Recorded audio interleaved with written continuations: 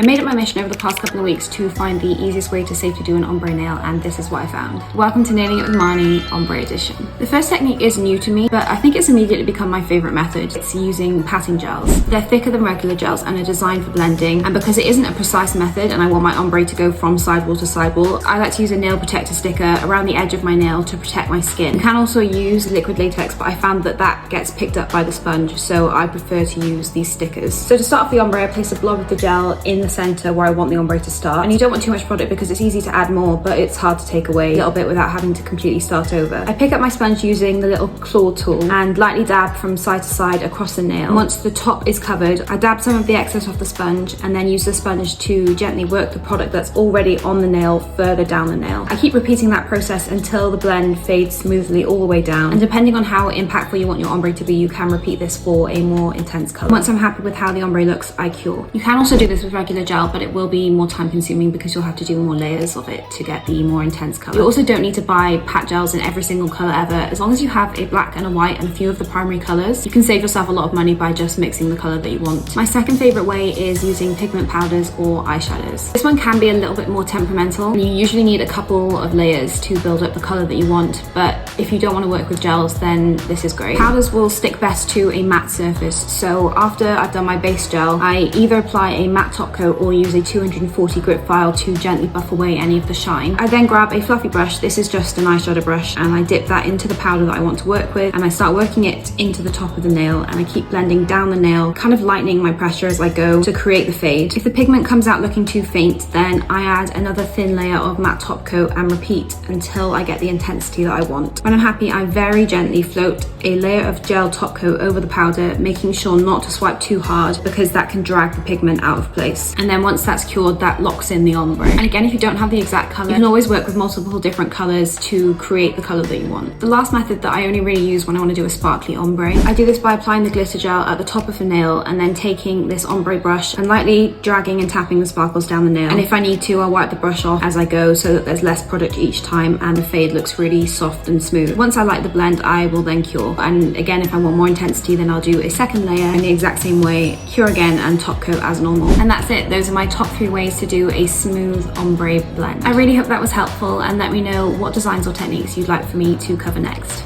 Bye!